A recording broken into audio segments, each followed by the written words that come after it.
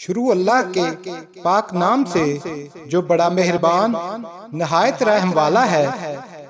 بنی اسرائیل میں ایک قابل شخص تھا جسے اللہ تعالیٰ نے ظاہری حسن و جمال بہت دے رکھا تھا۔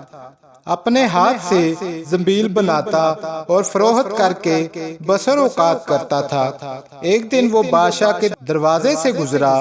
بادشاہ کی بیوی کی خادمہ نے دیکھ لیا، جا کر ملکہ سے کہنے لگی، یہاں ایک آدمی آیا ہے، ایسا حسین شخص کبھی دیکھنے میں نہیں آیا۔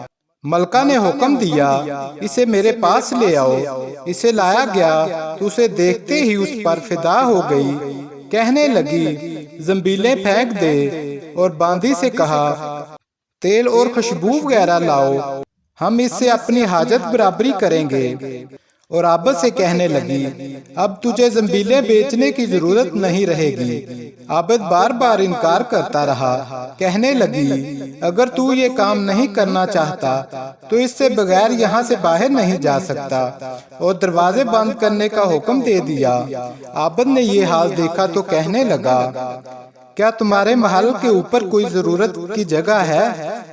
کہنے لگی، ہاں۔ باندی کو حکم دیا، اس کے لیے پانی وغیرہ اوپر لے جاؤ۔ یہ اوپر چھت کے کونے کی طرف گیا، دیکھا کہ محل بہت اونچا ہے، کوئی ایسی چیز نہیں جس کے ساتھ لٹک کر نیچے اتر جائے۔ آخر اپنے نفس کو خطاب کرنے لگا، تو 70 برس سے اپنے رب کی رضا کی طلب میں لگا ہوا ہے، رات دن اسی ہرس میں گزرتے ہیں۔ تجھ پر آج ایک شام ایسی آئی ہے جو تیری اس تمام محنت کو ضائع کر دے گی۔ اللہ تجھ سے بڑا خائن کوئی نہ ہوگا اگر یہ شام تیرے اعمال کو فاسد کر گئی۔ آخر اللہ کو کیا منہ دکھائے گا؟ اس کے بعد جب اس نے بلندی سے کود جانے کا تہیہ کر لیا تو اللہ تعالیٰ نے حضرت جبرائیل علیہ السلام کو دعوت دی۔ انہوں نے لبیک کہہ کر جواب دیا۔ ارشاد ہوا، میرا بندہ میری ناراضگی سے بچنے کے لیے جان کی بازی لگا رہا ہے، جا اپنے پروں سے اس کو تھام لے اور اسے ذرا تکلیف نہ ہونے پائے۔ چنانچہ حضرت جبرائیل علیہ السلام نے اپنا پار پھیلایا، اسے پکڑ کر یوں زمین پر رکھ دیا۔ عابد یہاں سے سیدھا گھر گیا، زنبیلیں وغیرہ وہی رہ گئی۔ بیوی کہنے لگی، زنبیلوں کی قیمت کہاں ہے؟ کہنے لگا، آج تو ان کا کچھ نہیں ملا۔ کہنے لگی، آج رات افطار کس چیز سے کریں گے؟ کہنے لگا، آج کی رات یوں ہی ذرا صبر سے کاٹ لیں گے۔ پھر کہنے لگا، اٹھ کر تنور میں آگ جلا دے، ہمسائے ہمارے تنور آگ نہیں دیکھیں گے تو نامعلوم کیا کچھ خیالات دوڑائیں گے۔ بیوی نے اٹھ کر تنور کی آگ جلا دی۔ ایک پڑوسن آگ لینے کو آئی، پوچھا آگ ہے؟ جواب ملا، آگے بڑھ کر تنور سے لے لو۔ یہ عورت آگ لے کر واپس آئی تو گھر والی سے کہنے لگی، تو یہاں بیٹھی باتیں کر رہی ہے، وہاں تیری روٹیاں پک چکی ہیں بلکہ جلنے والی ہیں۔ عورت نے اٹھ کر دیکھا تو تنور بہترین روٹیوں سے بھرا ہوا تھا۔ عورت روٹیاں لے کر خاوند کے پاس گئی اور کہنے لگی، تیرے ساتھ اللہ تعالیٰ کا یہ معاملہ تیرے بلند درجات کی وجہ سے ہو سکتا ہے، لہٰذا اللہ تعالیٰ سے مانگ ہماری باقی عمر خوشحالی میں گزرے۔ عابد کہنے لگا، اسی حال پر صبر اچھا ہے، مگر عورت کا اصرار بڑھتا گیا۔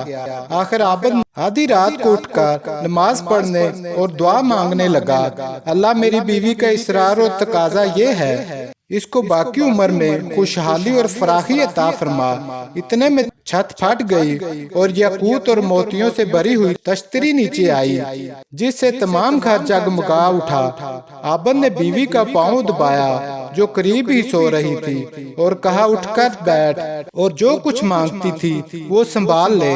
عورت بیدار ہو کر کہنے لگی، جلدی نہ کرو، اس مقصد کے لیے تو نے مجھے نہ ہی جگایا ہوتا۔ میں خواب میں دیکھ رہی تھی سونے کی بہت سی کرسیاں بچھی ہوئی ہیں مگر ان میں سوراخ ہیں۔